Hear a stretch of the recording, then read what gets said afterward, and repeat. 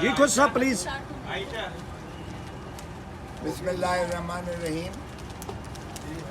آج ہم اس ایوان کے سامنے کھڑے ہیں جو الیکشن کمیشن آف پاکستان ہے اور جو آرٹیکل 218 اور 220 کے تحت الیکشن کو فری فیئر اینڈ ٹرانسپیرنٹ کروانے کی جس کی آئینی ذمہ داری ہے.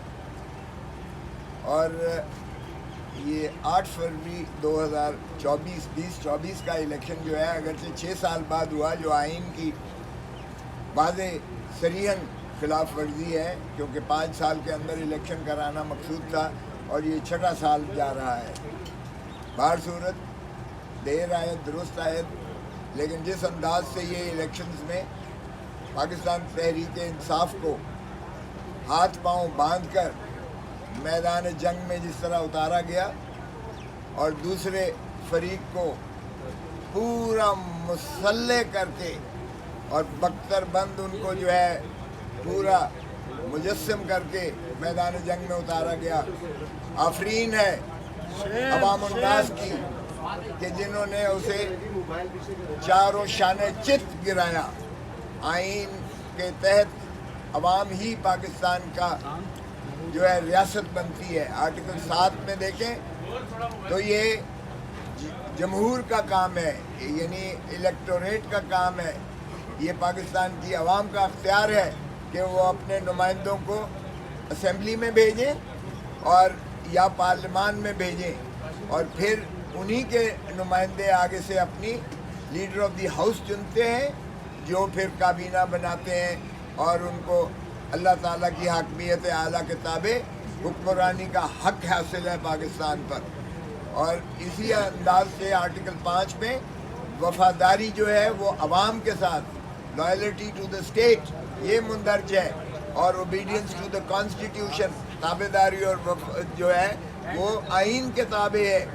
اور یہ inalienable obligation of every citizen of Pakistan, ہر شہری پر واجب ہے اور لازم ہے کہ وہ وفاداری عوام کے ساتھ اپنی نبھائے اور آئین کی تابعداری کرے.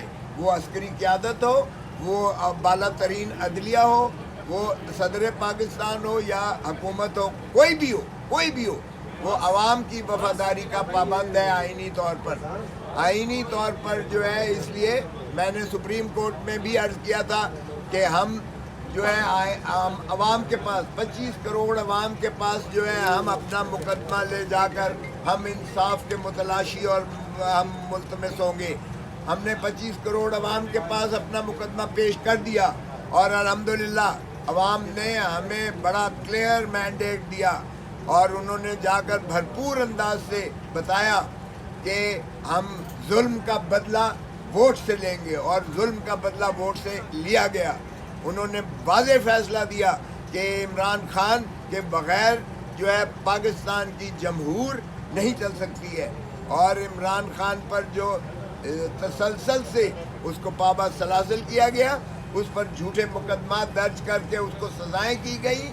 عوام نے انہیں مسترد کیا، یکسر مسترد کیا، اور عوام نے کہا کہ عمران خان نہ باغی ہے اور نہ ہی عمران خان مجرم ہے، اور جمہور پر چونکہ وفاداری اس کی لازم اور واجب ہے اور سبھی ادارے اس کے تابع ہیں، تو میں تقاضا کرتا ہوں فی الفور کہ عمران خان کو فی الفور رہا کیا جائے اور عمران خان کے مقدمے اور ان کی سزائیں کالعدم قرار دے کر آرٹیکل 45 میں صدر پاکستان ان کو فوراً رہا کریں، اور بصورت دیگر فوراً ان کے مقدمات لگائے جائیں، اپیلیں، اور جس صورت سے ان کو تیزی سے ان کو غیر آئینی غیر قانونی طور پر سزائیں کی گئی ہیں اسی طرح ان کو بری کیا جائے.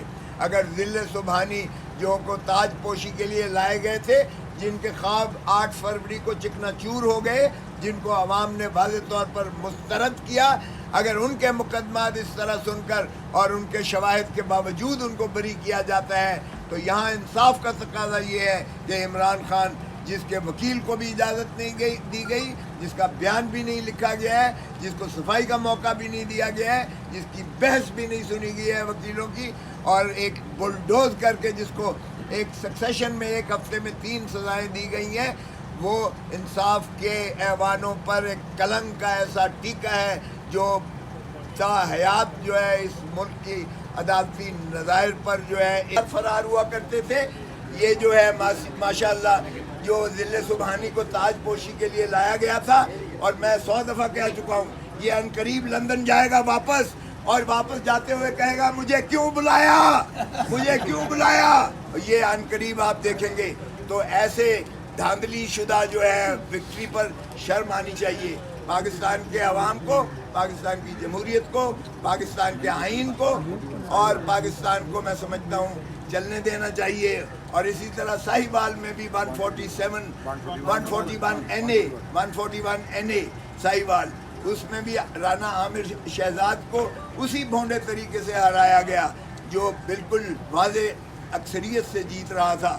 تو میں سمجھتا ہوں کہ ہمارا جو ہے عوام کے مینڈیٹ کے مطابق نتائج دیے جائیں تاکہ یہ جمہوریت آگے چل سکے اور ملک ترقی کر سکے. ایک فکر ہے میں نے کہنا ہے، یہ NA 163 بہاول نگر نوٹ کریں جو ابھی سردار صاحب نے کہا پاکستان کی تاریخ کا جو سب سے جھرلو، فراڈ اور دھاندلا الیکشن ہوا ہے، اس جیسا الیکشن آپ کو کہیں پورے پاکستان میں نہیں ملے گا. فیکٹس اینڈ فگر کے ساتھ بتا رہا ہوں، کاپی آپ کو میڈیا کو دے دیتا ہوں. یہاں پہ 3 کینڈیڈیٹ تھے. PTI کی طرف سے میں عمران خان صاحب کا مشکور ہوں، میں اپنی قیادت کا مشکور ہوں کہ انہوں نے مجھے ٹکٹ دیا. پہلے میں نے سپریم کورٹ سے میرے کاغذ بحال ہوئے. شوکت بسرا فگر کے ساتھ بتا رہا ہوں 96,710 96,710 ووٹ شوکت بسرا PTI. دوسرے نمبر پہ مسلم لیگ نون نور الحسن تنویر 74,333. یہ بہت انٹرسٹنگ، آپ اس کو صرف ایک آپ دیگ میں سے ایک چاول ہے اس کو چن لیں اور اس کو ٹیسٹ کر لیں، آپ کو پتہ چل جائے گا کس طرح PTI اور عمران خان یہ نہیں ہرا سکتے. عمران خان پاکستان ہے، خان کے ساتھ آپ کو بات کرنی ہوگی. عوام نے فیصلہ دے دیا ہے اور اس کو ہم کبھی تسلیم نہیں کریں گے. ان فیصلوں کو فکر لے لیں. NA 163 بہاول نگر 4 96,710 شوکت بسرا. مسلم لیگ نون وہ بھی وہاں پیش ہوا ہے. مسلم لیگ نون کا کینڈیڈیٹ 74,333 نور الحسن تنویر. اور جس کو جتایا گیا ہے وہ کون ہے؟ عامر ڈکٹیٹر ضیاء الحق کا بیٹا، جس نے ہمارے پاکستان کا سب سے بڑا اگر بیڑا غرق ہوا پاکستان میں، یہاں پہ ہیروئن کلچر، کلاشنکوف کلچر، جس نے اسلام کے نام پہ تباہ کیا. اس عامر کے بیٹے کو، جس کے ووٹ کتنے ہیں 58,822 58,008. یہ فگر کہاں سے دے رہا ہوں؟ فارم 45. اور میرے پاس بھی وہی فارم 45 ہے جو نون لیگ والے کے پاس ہے.